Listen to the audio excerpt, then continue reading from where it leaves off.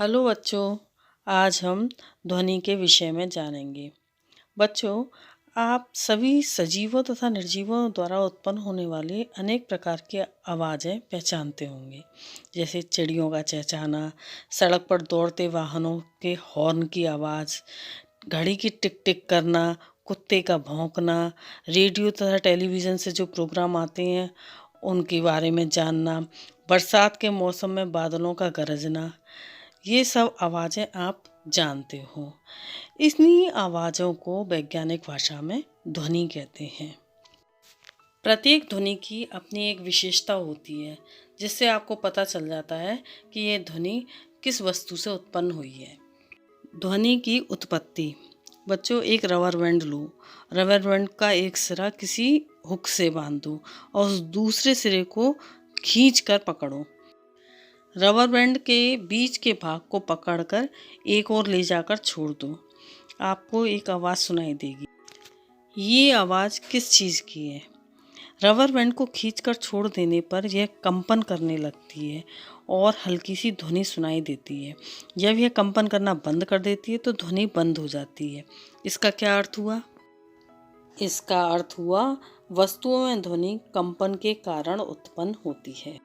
विभिन्न वाद्य यंत्रों से ध्वनि उत्पन्न करने के उपाय। ढोलक, तबला, मृदंग आदि वाद्य यंत्रों में ध्वनि कैसे उत्पन्न होती है? इन वाद्य यंत्रों में लगे चमड़े के डायाफ्राम पर आघात करने से ध्वनि उत्पन्न होती है। सितार, गिटार, वायलिन आदि में ध्वनि कैसे उत्पन्न होती है? इन यंत्रों में लगे तारों को हल्के से खींचकर छोड़ने अथवा उन पर किसी धातु के तार या टुकड़े को रगड़ने पर ध्वनि उत्पन्न होती है। बांसुरी, बीन, शहनाई में कैसे ध्वनि उत्पन्न होती है? इनमें फूंक मारकर ध्वनि उत्पन्न होती है। इस प्रकार हम कह सकते हैं कि ध्वनि 4 प्रकार से उत्पन्न होती है: आघात से, तारों को खींचकर छोड़ने से, रगड़ने से और फूंक मारने से। अब जानें कंपन एवं तरंगें। बच्चों, अब तक आप यह तो जान गए कि ध्वनि कंपन से उत्पन्न होती है तथा तरंग के रूप में चलती है। किसी भी माध्यम में विक्षोभ के संचरण को तरंगति कहते हैं। तरंगें मुख्यतः 2 प्रकार की होती हैं: अनुदैर्ध्य तरंग, जिसमें कंपन की दिशा गति की दिशा के अनुदिश होती है। दूसरी अनुप्रस्थ तरंग, जिसमें कंपन की दिशा गति की दिशा के लंबवत होती है। अब जानें आवर्तकाल, आवृत्ति और आयाम। आवर्तकाल। कंपन करने वाली वस्तु द्वारा एक कंपन में लगे समय को आवर्तकाल कहते हैं। और आवृत्ति, प्रति सेकंड किए गए कंपनों की संख्या उसकी आवृत्ति कहलाती है। आवृत्ति का मात्रक हर्ट्ज होता है। आयाम, कंपन करती हुई वस्तु का अधिकतम विस्थापन आयाम कहलाता है। अब जानें ध्वनि की प्रबलता एवं तारत्व। बच्चों, सामान्य बातचीत की तुलना में अगर चिल्लाकर हम बोलें तो कान को तेज आवाज़ सुनाई देती है, अर्थात सामान्य बातचीत से उत्पन्न ध्वनि कम प्रबल होती है और चिल्लाने से उत्पन्न ध्वनि अधिक प्रबल होती है। इस प्रकार प्रबलता ध्वनि का वह गुण है जिससे ध्वनि तीव्र अथवा मंद सुनाई देती है। ध्वनि की प्रबलता कंपन के आयाम पर निर्भर करती है, यानी कि वस्तु में उत्पन्न कंपनों का आयाम अधिक होगा तो उत्पन्न ध्वनि प्रबल होगी। तारत्व। तारत्व ध्वनि का वह गुण है जिससे हम मोटी या पतली ध्वनि में अंतर कर सकते हैं। उच्च तारत्व वाले ध्वनि की आवृत्ति उच्च तथा निम्न तारत्व वाले ध्वनि की आवाज़ निम्न होती है। ध्वनि के प्रकार। ध्वनि को उसके लक्षणों तथा आवृत्ति के आधार पर वर्गीकृत किया गया है। लक्षणों के आधार पर ध्वनि को 3 भागों में वर्गीकृत किया गया है: प्रबल तथा मंद ध्वनि, मोटी तथा पतली ध्वनि, प्रिय तथा अप्रिय ध्वनि। कागज के पलटने से उत्पन्न ध्वनि मंद होती है और लाउड स्पीकर की ध्वनि प्रबल होती है तथा बादलों के गड़गड़ाहट की ध्वनि अति प्रबल होती है। बिल्ली की आवाज़ की आवृत्ति कुत्ते के भौंकने की आवाज़ की आवृत्ति से अधिक होती है। इसलिए बिल्ली की आवाज़ तथा कुत्ते की आवाज़ मोटी होती है। ध्वनि की गुणता व्यक्त करती है कि ध्वनि प्रिय है या अप्रिय। आवृत्ति के आधार पर ध्वनि को 3 भागों में वर्गीकृत किया गया है: अपश्रव्य ध्वनि, श्रव्य ध्वनि और पराश्रव्य ध्वनि। अपश्रव्य ध्वनि यह 20 कंपन प्रति सेकंड से कम आवृत्ति की ध्वनि तरंगें हैं। इस ध्वनि को मनुष्य नहीं सुन सकता, किंतु कुछ जंतु जैसे हाथी, कबूतर इस ध्वनि को सुन सकते हैं। भूकंप से उत्पन्न ध्वनि तरंगें अपश्रव्य ध्वनि हैं। श्रव्य ध्वनि, इन ध्वनि तरंगों को मनुष्य सुन सकता है। यह 20 हर्ट्ज से लेकर 20,000 हर्ट्ज आवृत्ति तक की होती है।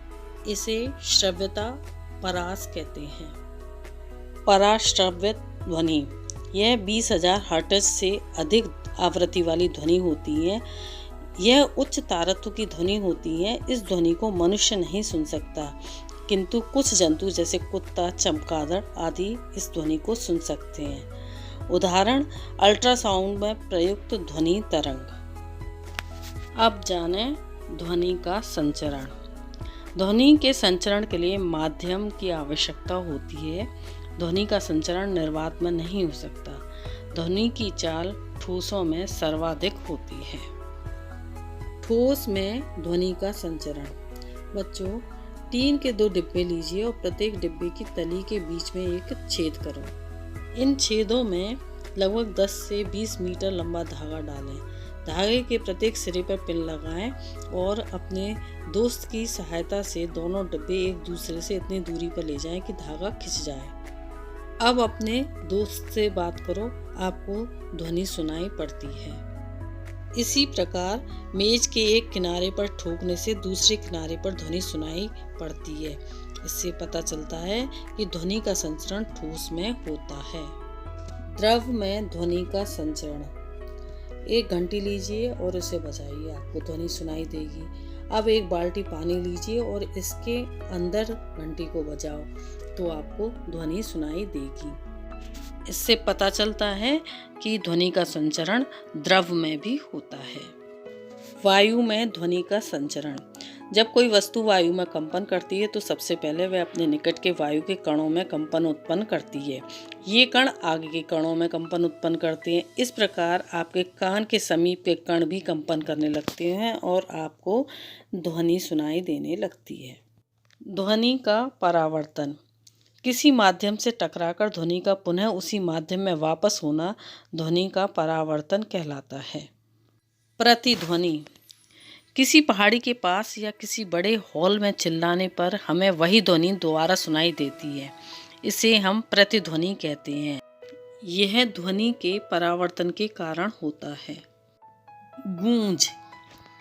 किसी घाटी या ऊंची इमारत पर ध्वनि उत्पन्न करने के बाद अगर ध्वनि स्रोत बंद भी कर दें तो हमें बार बार ध्वनि सुनाई देती है।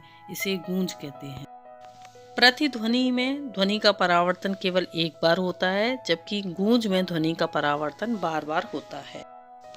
अब जानें मधुर ध्वनि और शोर। नियमित एवं आवृत्ति कंपनों से उत्पन्न ध्वनि जो कान को मधुर लगती है वो मधुर ध्वनि कहलाती है, जैसे कोयल की कूक, संगीतमय वाद्य यंत्रों का बजना।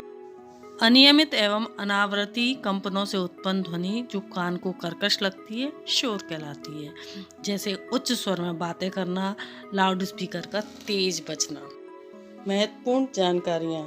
स्पष्ट प्रतिध्वनि सुनने के लिए स्रोत और परावर्तक तल की दूरी कम से कम 16.6 मीटर होनी चाहिए।